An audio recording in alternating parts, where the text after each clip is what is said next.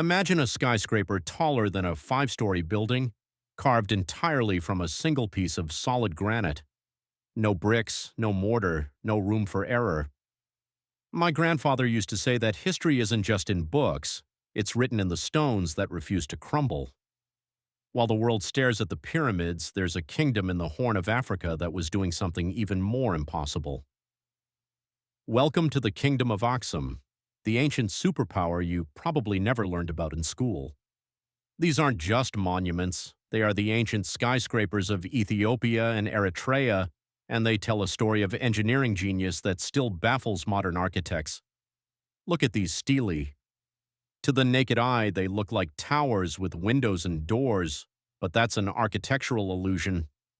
Every single detail, the frames, the handles, the levels, was carved into a single monolithic block. The tallest one ever attempted, known as the Great Stele, stood nearly 100 feet tall. That's roughly the height of a 10-story building, and it weighed over 500 tons. Let that sink in for a second.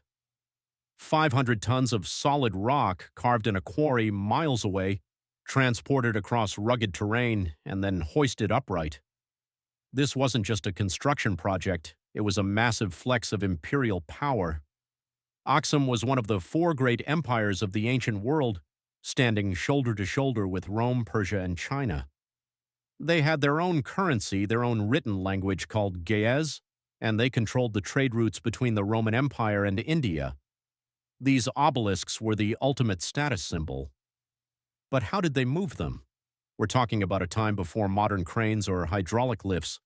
They used a sophisticated system of rollers, massive wooden ramps, and thousands of laborers, combined with an expert understanding of physics and leverage.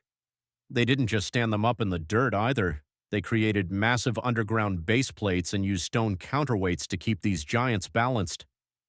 It was high-stakes engineering where one wrong move meant the death of hundreds and the destruction of a royal monument, and the innovation didn't stop at the stele. Have you ever heard of monkey head construction?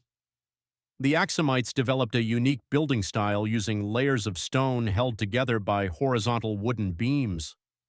The round ends of these beams would protrude from the walls, looking like little heads. This wasn't just for decoration, it acted as a shock absorber, making their massive palaces like the Palace of Dungur resistant to earthquakes. It's why some of these structures are still standing after nearly 2,000 years. Below the surface, the mystery deepens. The Aksumites carved entire tomb complexes into the bedrock. The Tomb of the False Door is a masterpiece of precision, featuring a stone door so perfectly carved it looks like it could swing open at any moment, yet it's part of the solid mountain. These were the final resting places of kings who saw themselves as gods on earth. Even the Romans were obsessed with them. In the 1930s, Mussolini's troops actually stole one of these massive obelisks and took it to Rome. It took decades of international negotiation before it was finally returned to its rightful home in 2005. It's a testament to how much these stones mean to the identity of a nation.